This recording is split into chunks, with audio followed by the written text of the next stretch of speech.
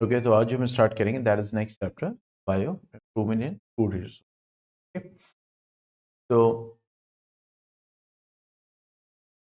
अगर हम जानते हैं कि जो एक लिविंग ऑर्गेनिज्म होता है बेसिकली,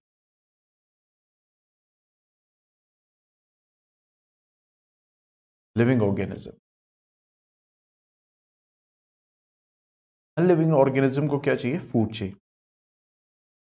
ठीक है, क्यों? क्योंकि इस फूड के थ्रू उसको कंपोनेंट्स मिलते हैं जो उसकी बॉडी यूटिलाइज करती है।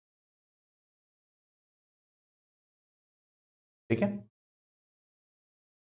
तो इसी तरीके से ह्यूमन है।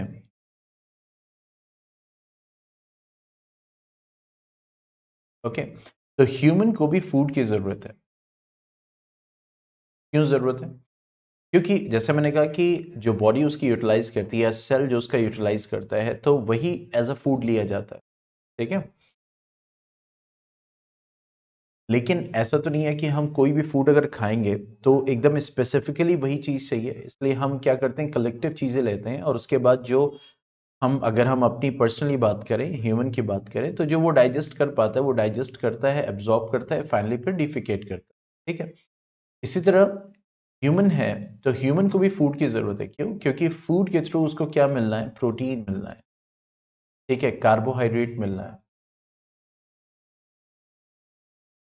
ठीक है, फैट मिलना है, वाइटामिन्स मिलना है,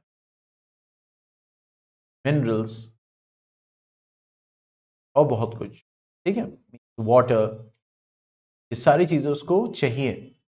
क्यों चाहिए? क्योंकि ह्यूमन इन्हीं चीज़ों का बना हुआ है, प्रोटीन का बना है, कार्बोहाइड्रेट, फैट, वाइटामिन्स की रिक्वायरमेंट है उसको, मिनरल्स चाहिए, वाटर है 75% टू 78% उसके अंदर। ठीक है, तो ये सारी चीज़ें चाहिए।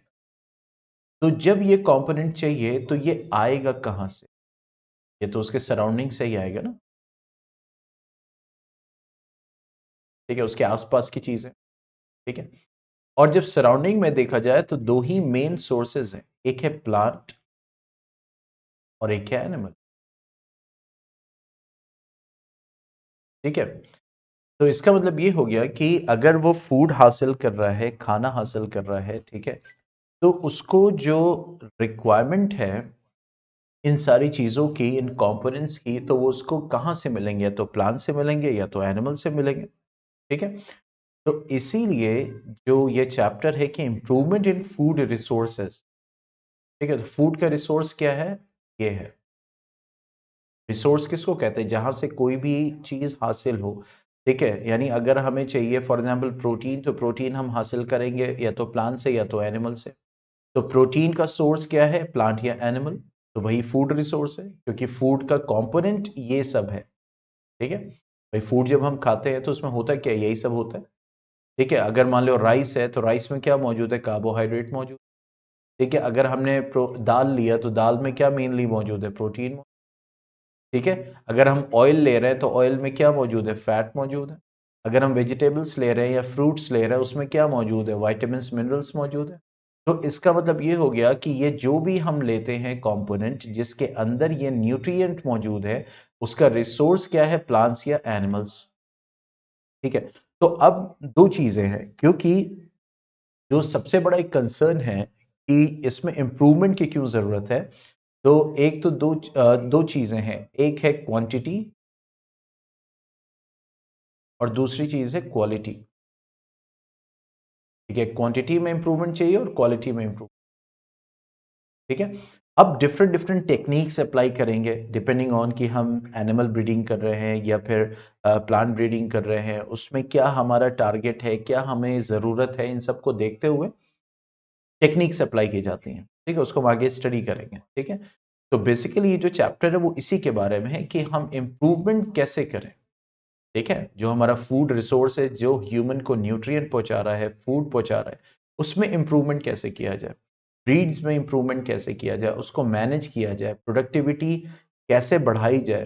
ठीक है, इन सारी चीज़ों पे बात होगी। ठीक है, और यही कंसर्न था, जैसे कुछ जिसको कहते हैं ना कि रिवोल्यूशनरीज थे, जिसको एक नाम आता है इनका, दैट इज क्यूरियन। ठीक है, एक क्यूरियन का नाम आता है और एक स्वामीनाथन का नाम आता है।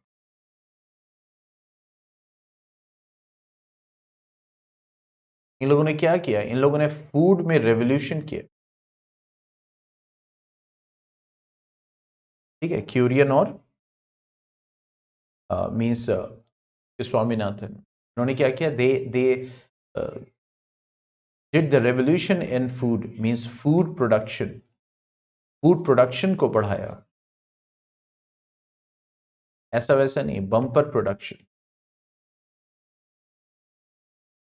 ठीक है, जैसे स्वामीनाथन की बात करते हैं तो इन्होंने ग्रीन रेवोल्यूशन के बाद, ठीक है, ग्रीन रेवोल्यूशन का मतलब क्या हो गया कि that is the bumper production of food grains. ठीक है, bumper production of food grains. क्योंकि इंडिया की अगर बात करें तो इंडिया सेकेंड लार्जेस्ट है पॉपुलेशन में, पॉपुलेशन बढ़ रही है तो फूड की सप्लाई, फूड की डिमांड भी बढ़ रही है। ठीक है, तो इसलिए कि क्या रिक्वायर्ड है कि फूड का प्रोडक्शन बहुत ही, मतलब एक होता नहीं कि बहुत मैसिव लेवल पे होना चाहिए। ठीक है, तो इस तरीके से मीन्स डिफरेंट डिफरेंट रेवोल्यूशंस हुए डिफरेंट डिफरेंट टाइम पे, जैसे white revolution,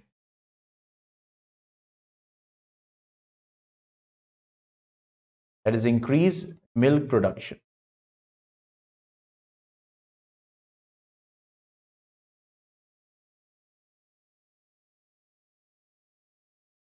okay, increase milk production. इसी तरह येलो रेवोल्यूशन होता है।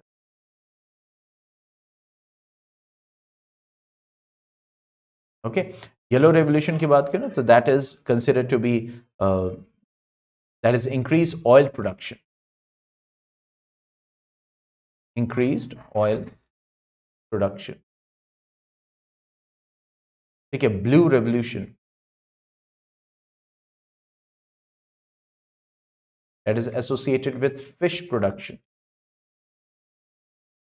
Enhanced fish production.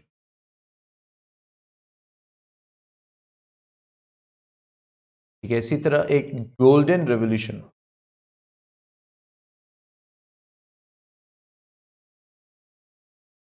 That is increased pulse production, दाल का प्रोडक्शन।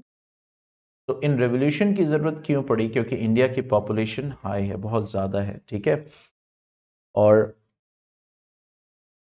जो है मतलब इसलिए इन प्रोडक्शन, इन रेवोल्यूशन के थ्रू जो फूड की डिमांड है उसको मीट करना जरूरी है।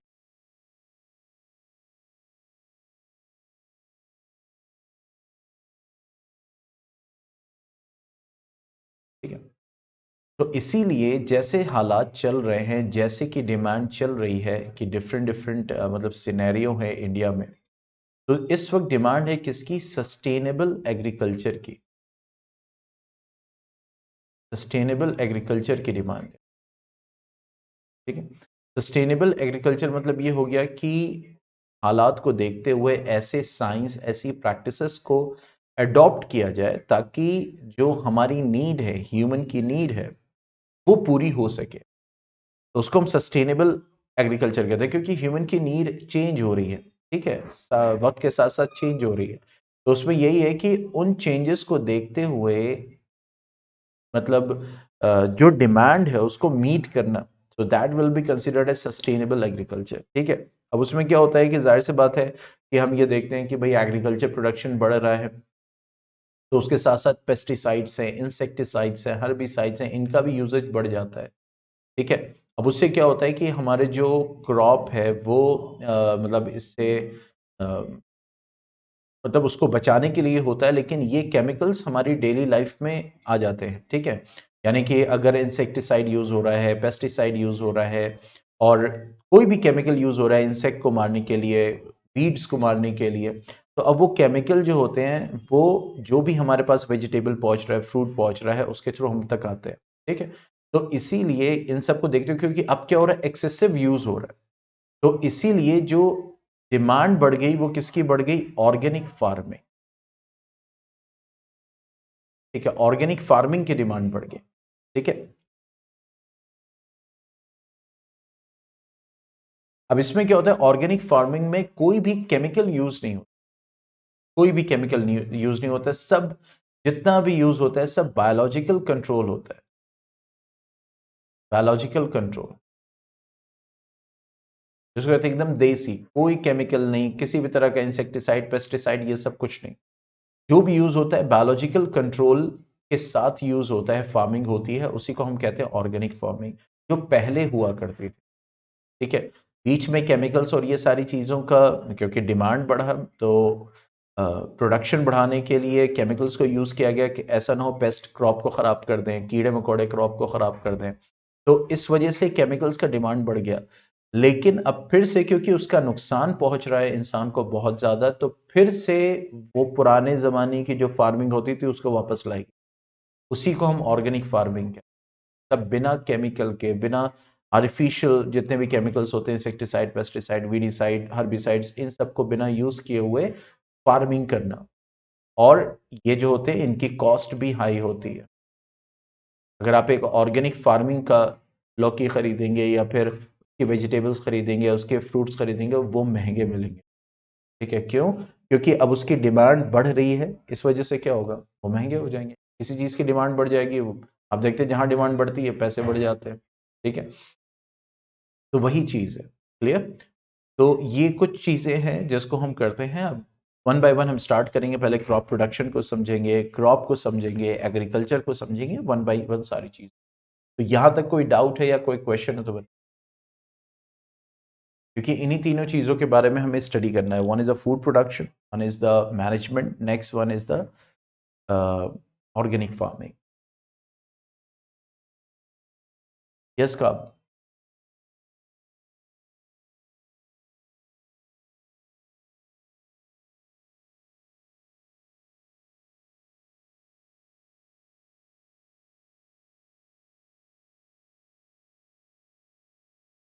ठीक है, तो सबसे पहले हम स्टार्ट करते हैं, समझते हैं क्रॉप क्या है basic.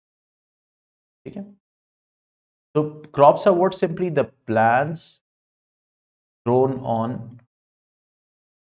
larger area for food or other use।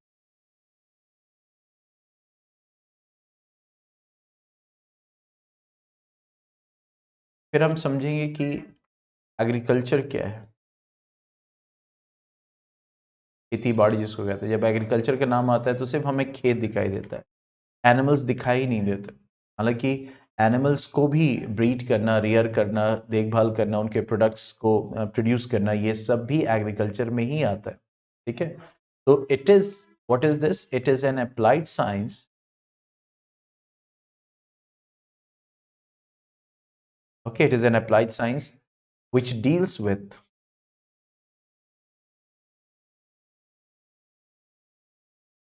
the mass production of plants and animals,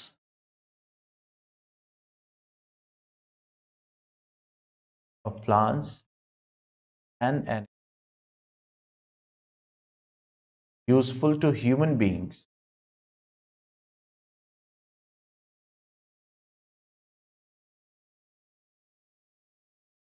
involving, मतलब इसमें क्या क्या इन्वॉल्व होता है, देखो, इन्वॉल्विंग सॉइल कल्टीवेशन।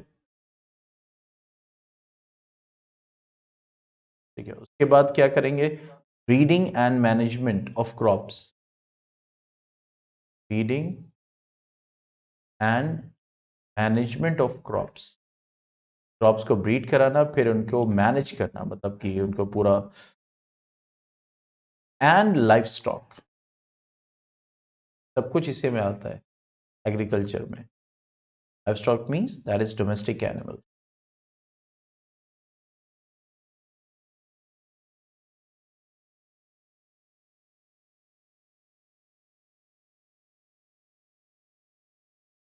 ओके, तो एग्रीकल्चर हम करते हैं, means what, it is a science, is a technique, light science है, जिसमें हम प्लांट्स और एनिमल्स का प्रोडक्शन करते हैं, जिसमें हम सॉइल कल्टीवेशन करते हैं, फिर ब्रीड करते हैं, मैनेज करते हैं और लाइफ स्टॉक को हैंडल करते हैं।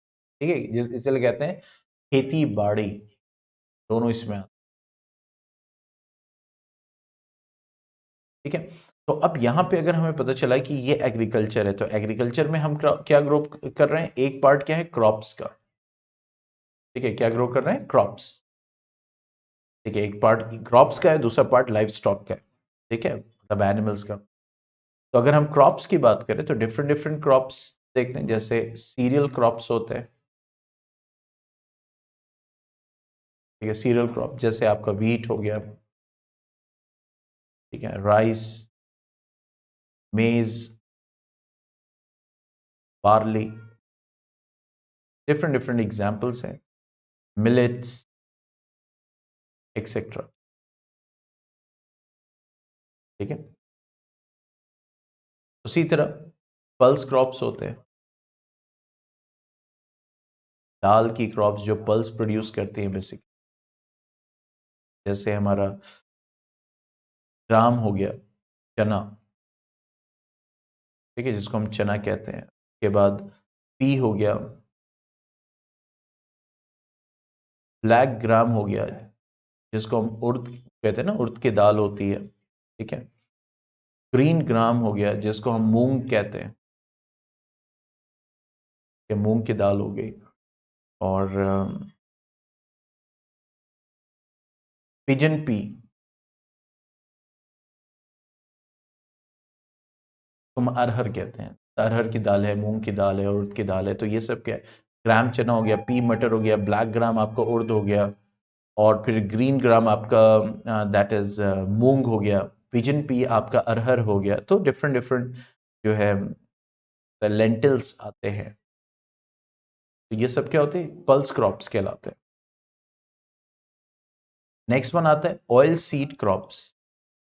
मतलब देखो ये क्या है, ये क्या है, प्रोडक्ट, देखो दो चीजें हैं, एक है प्रोडक्शन, एक है प्रोडक्टिविटी, ठीक है। और ये क्या है, क्रॉप प्रोड्यूस, यानी ऐसी क्रॉप्स जिसमें क्रॉप प्रोड्यूस किया है, व्हीट, राइस, मेज, बार्ली, तो वो सीरियल क्रॉप्स है।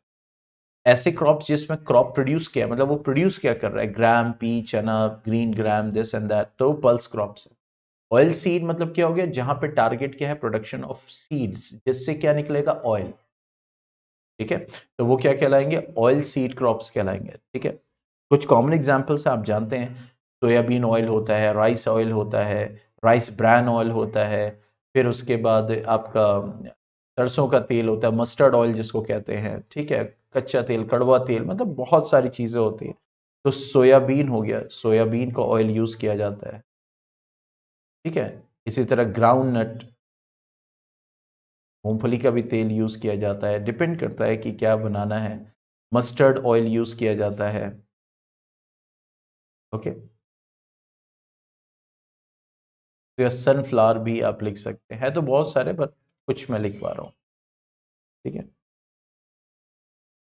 इसी तरह फाइबर क्रॉप्स आती है, ये सारे क्रॉप्स जो है वो ग्रो किए जाते हैं, फाइबर क्रॉप्स जहां पे प्रोड्यूस क्या है, फाइबर है, ठीक है, मतलब जो टारगेट है वो क्या है, फाइबर है, ठीक है, जैसे कॉटन हो गया, जूट, ओके, हेम्प हो गया, फ्लेक्स हो गया, एक्सेट्रा एक्सेट्रा, ये सब फाइबर्स में आते हैं, ठीक है। शुगर क्रॉप्स हो गए, यहाँ पे टारगेट क्या है आपका, obtainance of you can say sugar, तो उसमें शुगर केन हो गया, ठीक है, दैट इज बीट रूट्स हो गए, एक्सेट्रा एक्सेट्रा, सब इसमें,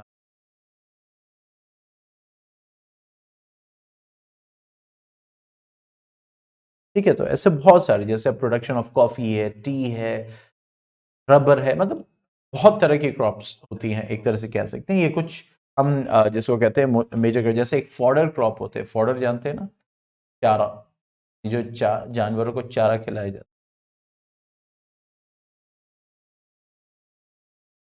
फॉडर क्रॉप्स, ठीक है।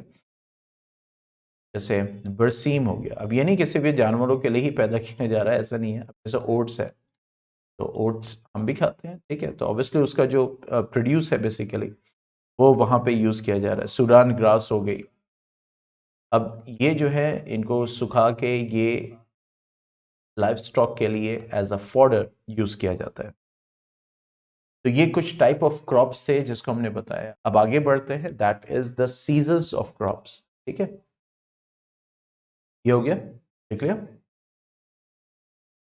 यस काब, is it done?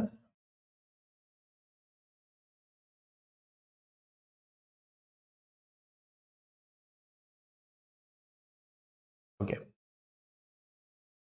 Now coming to the next one, season of crops.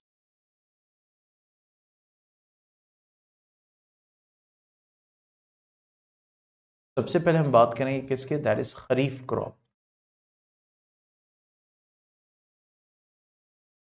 So they are usually sown in rainy season.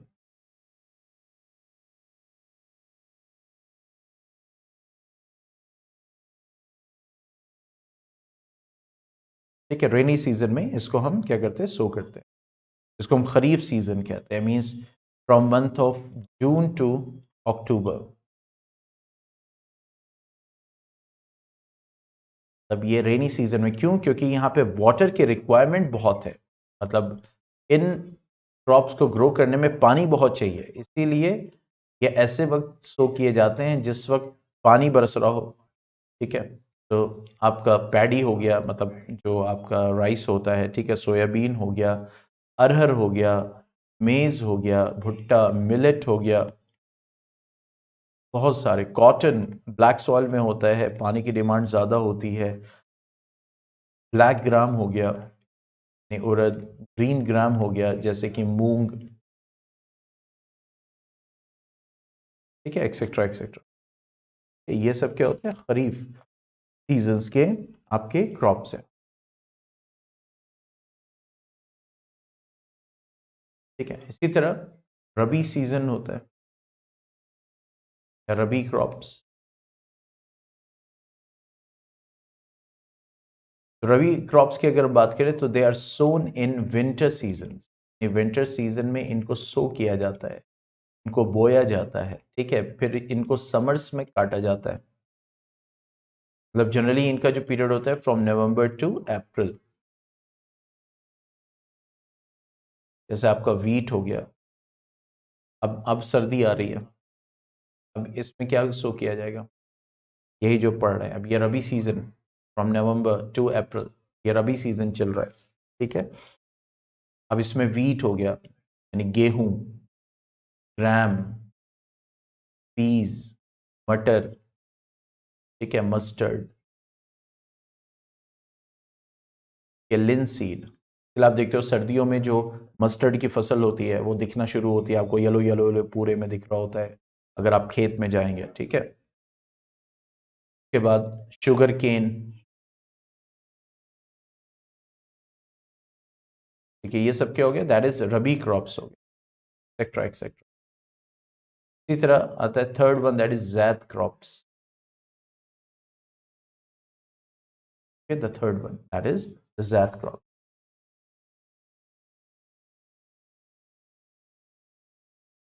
जैसे इनका जो होता है सीजन, वो क्या होता है, between March and June, March and March April May में होता है। अब इसमें जैसे एग्जांपल हो गया मेलन्स, तो मेलन्स वो इसी सीजन में जो ग्रो किया जाता है। ठीक है,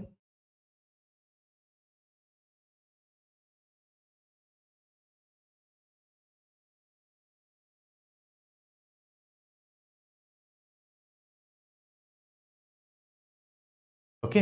तो धीरे धीरे अब क्रॉप की बात हो रही है। पहले हमने समझा कि क्रॉप है क्या, एग्रीकल्चर क्या है, टाइप्स ऑफ क्रॉप्स क्या होते हैं, क्या उसके सीजन्स होते हैं। अब जो हम पढ़ेंगे कि जो यील्ड होता है, यील्ड जानते हैं ना, यील्ड मतलब क्या होता है, प्रोडक्शन। ठीक है, मतलब आपने गेहूं बोया, अब गेहूं निकलेगा ना, गेहूं काटा जाएगा, तो गेहूं के क्रॉप से गेहूं ऑब्टेन हो रहा है। ठीक है, वीट ऑब्टेन हो रहा है, तो वो जो वीट ग्रेन है वो क्या है, यील्ड है। तो हम कहेंगे कि भाई ये जो यील्ड है,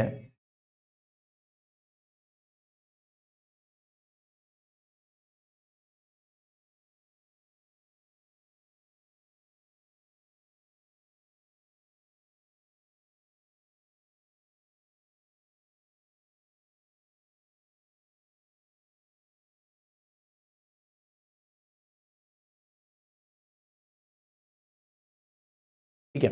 ये जो यील्ड है, ठीक है, इसमें कैसे इंप्रूवमेंट किया जाए? मतलब हम मान लो 1 मेट्रिक टन गेहूं प्रोड्यूस कर रहे हैं, अब इसको 2 मेट्रिक टन कैसे किया जाए? ठीक है, इसको 2 मेट्रिक टन कैसे किया जाए, इसको इंप्रूव कैसे? यील्ड मतलब कि आउटपुट जो आ रहा है, ठीक है, पता चला आपने पूरे खेत में लगा दिया, ठीक है, और गेहूं कम प्रोड्यूस हुआ, तो हम क्या बोलेंगे? यील्ड कम हुआ। ठीक है, तो यील्ड क्या है? आउटपुट है। ठीक है, तो उसमें इंप्रूवमेंट कैसे किया जाए? Improvement in yield. ठीक है, तो सबसे पहले मतलब इसको इंप्रूवमेंट कैसे किया जाता है? सबसे पहले मैनेजमेंट की बात आती है, क्रॉप प्रोडक्शन मैनेजमेंट। तो ऐसे पहले मैं फ्लो चार्ट से बना दूं ताकि आपको आसानी हो। 3 अप्रोच से हम इंप्रूव करते हैं। पहला क्या होता है? क्रॉप प्रोडक्शन मैनेजमेंट, जो उसका प्रोडक्शन हो रहा है उसको अच्छे से मैनेज किया जाए। ठीक है, next one, crop improvement. Crop improvement that is for higher yield through scientific or through genetic manipulation।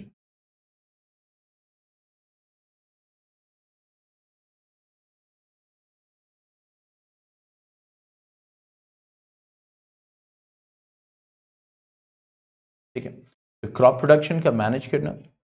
दूसरा, उसके अंदर इंप्रूवमेंट करना थ्रू जेनेटिक मैनिपुलेशन, मीन्स उसके जीन्स में कुछ चेंजेस करना ताकि इंप्रूवमेंट हो। ठीक है, और next one is crop protection management, crop को प्रोटेक्ट करना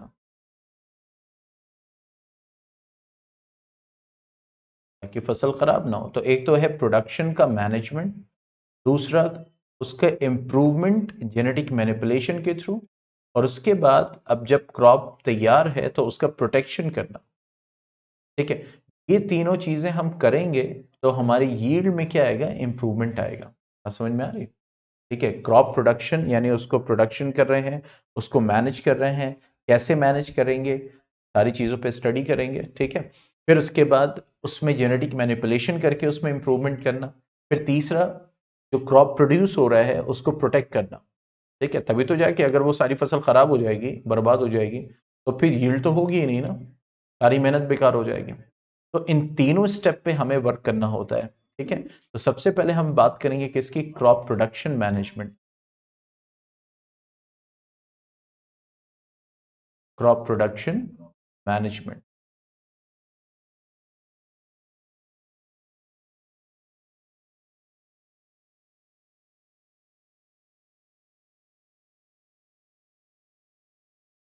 ठीक है, तो क्रॉप प्रोडक्शन मैनेजमेंट का मतलब ये हो गया कि जो भी क्रॉप के प्रोड्यूस आ रहा है, ठीक है, मतलब जो भी मीन्स जो भी आउटपुट आ रहा है, जो भी रिजल्ट आ रहा है, ठीक है, बेसिकली जो क्रॉप प्रोड्यूस आ रहा है, ठीक है, तो अब वो क्रॉप प्रोड्यूस किस पर डिपेंड करेगा? वो डिपेंड करेगा कि जो एग्रीकल्चर चल रहा है या फार्मिंग चल रही है वो किस चीज़ की चल रही है। ठीक है, पे भी बहुत मीन्स डिपेंड करता है, और बेसिकली उसकी डिमांड क्या है। ठीक है, तीसरा ये भी कितना लैंड है, पता चला एक छोटे से एरिया में फार्मिंग चल रही है, एक बड़े एरिया में फार्मिंग चल रही है, फार्मर्स के पास जो है अवेलेबिलिटी पैसे की कितनी है। ठीक है, क्या वो उसका जो कॉस्ट है वो बियर कर पाएंगे कि नहीं कर पाएंगे। पता चला कि वहां पे रोजाना 2,000 रुपए की जरूरत है तो मैनेज करने के लिए, किसान के पास है 500 रुपए। ठीक है, तो इन सारे हर चीजों पे हमें जो है वो मतलब होता है ना कि नजर रखना पड़ता है, देखना पड़ता है। ठीक है, क्या चीजें हैं, तो 3 क्राइटेरियाज हमें देखने पड़ते हैं, मतलब अगर मैनेज हमें करना है तो एक तो सबसे पहले जमीन कितनी है किसान के पास। ठीक है, फिर उसके बाद जो है किसान के पास पैसा कितना है, कितना पैसा लगा सकता है, उसको मैनेज कर सकता है कि नहीं कर सकता है, डिफरेंट डिफरेंट लेवल पे, और जो मॉडर्न टेक्नोलॉजीज हैं उसको वो कितना यूज कर सकता है। तीन चीजों पे डिपेंड करता है। ठीक है, क्योंकि करने वाला कौन है? किसान ही है। ठीक है, तो कितना लैंड है उसके पास, फिर उसके बाद मनी कितना इन्वेस्ट कर सकता है, फिर उसके बाद टूल्स, जो मॉडर्न टूल्स हैं वो उसको कितना यूज कर सकता है। ठीक है, अगर ये कर ही नहीं सकता तो प्रोडक्शन होगी नहीं प्रॉपर। ठीक है, बात समझ में आ रही? तो अब उसमें यही चीज़ है कि प्रोडक्शन हो रहा है, चीज़ें प्रोड्यूस हो रही हैं, और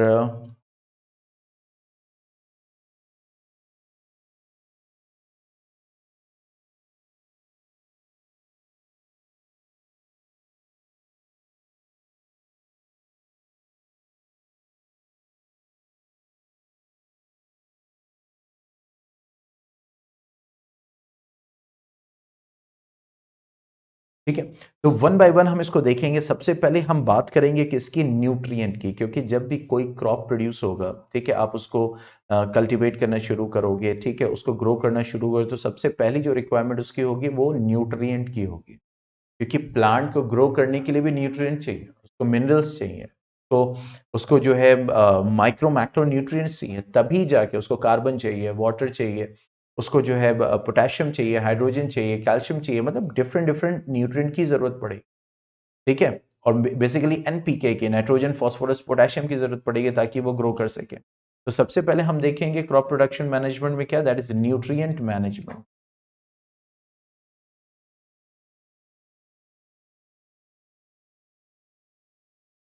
ठीक है,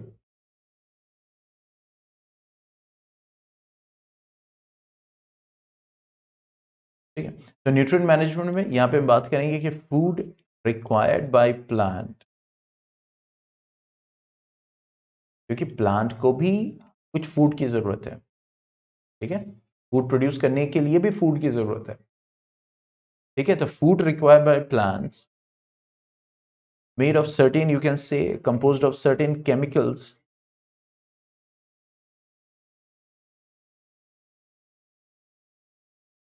composed of certain chemical elements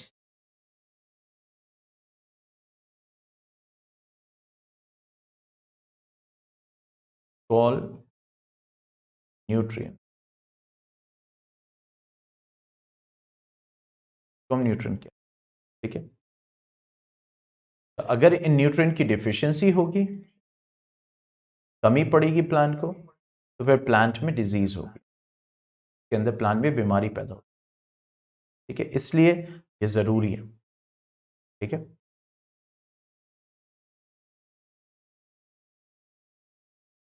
तो इसका मतलब न्यूट्रिएंट तो बहुत है, ठीक है, केमिकल्स तो बहुत हैं, लेकिन प्लांट्स के लिए एसेंशियल न्यूट्रिएंट कौन सा है ये हमें देखना है। मतलब हमें क्राइटेरिया जज करना है कि प्लांट के लिए एसेंशियल न्यूट्रिएंट क्या है।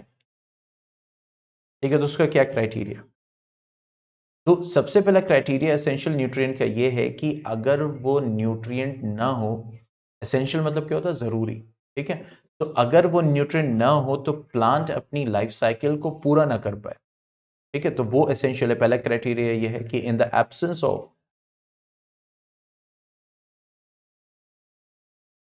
Element, plant is not able to complete its life cycle,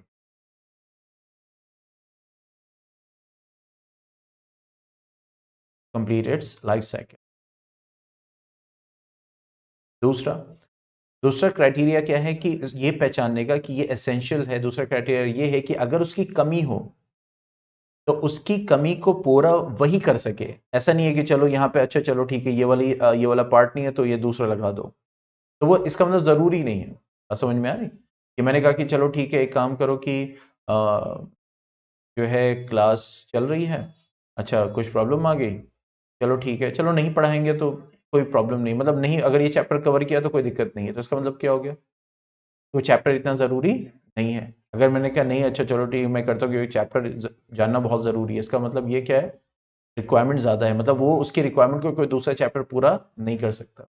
तो दूसरा क्राइटेरिया क्या है कि अगर उसकी कमी हुई तो दूसरा कोई उसकी कमी को पूरा ना कर पाए।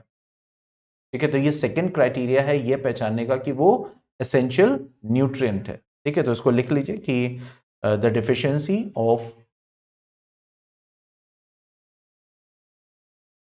A particular element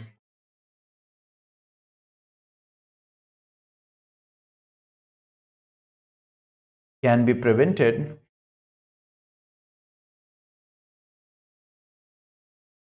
or corrected only by supplying that element।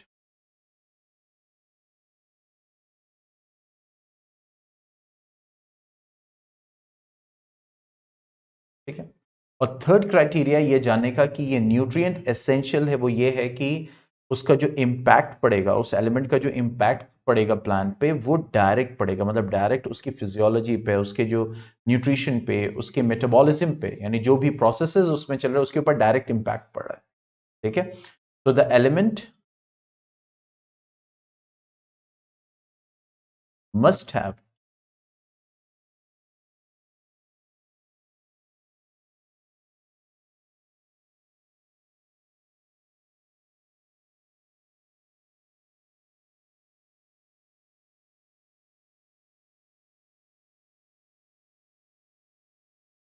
must have a direct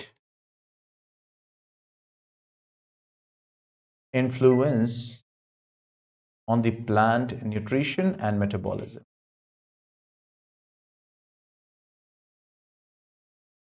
And metabolism.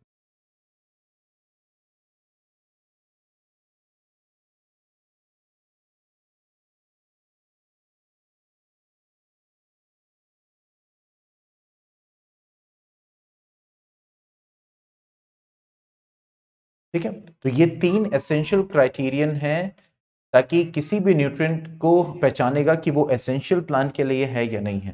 ठीक है, तो कल अब इसके आगे बात करेंगे कि अब एसेंशियल न्यूट्रिएंट हैं तो उसमें कौन से मैक्रो न्यूट्रिएंट हैं जो ज्यादा अमाउंट में चाहिए, कौन से माइक्रो न्यूट्रिएंट हैं जो कम अमाउंट में चाहिए, इनको डिस्कस करेंगे। फिर क्योंकि अभी हमने क्या डिस्कस किया है कि यील्ड में कैसे इंप्रूवमेंट लाया जाए, तो 3 तरीका, एक तो उसके प्रोडक्शन में इंप्रूवमेंट, दूसरा उसके अंदर इंप्रूवमेंट किया जाए जेनेटिक मैनिपुलेशन से, तीसरा प्रोटेक्शन किया जाए। तो पहला हम पढ़ रहे हैं पहले क्रॉप प्रोडक्शन मैनेजमेंट में, हमने पहला पॉइंट स्टार्ट किया न्यूट्रिएंट मैनेजमेंट कि कैसे मैनेज किया जाए क्रॉप प्रोडक्शन। ठीक है, तो पहला हमने न्यूट्रिएंट पार्ट को स्टडी किया, कल हम क्लासिफिकेशन को स्टडी करेंगे। ठीक है, फिर मैन्योर्स फर्टिलाइजर्स की बात करेंगे। ठीक है, इन सारी चीज़ों की कंपोस्टिंग एंड ऑल एवरीथिंग, क्योंकि यही सब कोर्स में है, कुछ चीज़ें डिलीटेड है लेकिन वो माइनर चीज़ें हैं तो बीच में मैं इंक्लूड कर दूंगा, कोई ऐसा नहीं है वो बहुत बड़ा टॉपिक एलिमिनेटेड है। ठीक है, अगर कोर्स की बात करें तो ठीक है, हालांकि टोटल थियोरेटिकल चैप्टर है, सिर्फ बातें हैं, बातें बातें बातें होती रहेंगी उसी हिसाब से। और बायो फर्टिलाइजर्स एंड ऑल, फिर कैसे इरिगेशन करेंगे, क्योंकि यहाँ पे सीधा क्रॉप प्रोडक्शन मैनेजमेंट में यही सारी चीज़ें। ठीक है, कैसे क्रॉपिंग करेंगे, कैसे हम इरिगेशन करेंगे। ठीक है, इंटरक्रॉपिंग, मिक्स क्रॉपिंग, इन सारी चीज़ों को हम स्टडी करेंगे। फिर ब्रीडिंग आएंगे, जेनेटिक मैनिपुलेशन पे आएंगे, बहुत सारी चीज़ें हम स्टडी करेंगे। तो अभी हम क्या स्टडी करें, crop production management. Crop production management पहले न्यूट्रिएंट की बात करेंगे, फिर बात करेंगे मैन्योर्स फर्टिलाइजर्स की, फिर बात करेंगे इरिगेशन टेक्निक्स की। क्लास 8 में आपने ये चैप्टर पढ़ा हुआ है फ्रूट प्रोडक्शन में, तो उसमें भी यही सब बातें हुई थी लेकिन एक बेसिक लेवल पे हुई थी। यहाँ पे उसी बात को हम क्या कर रहे हैं और डिटेल वॉल्व कर रहे हैं। ठीक है, चलो फिर कल मिलते हैं। Okay, okay then good bye, take care, अस्सलाम वालेकुम।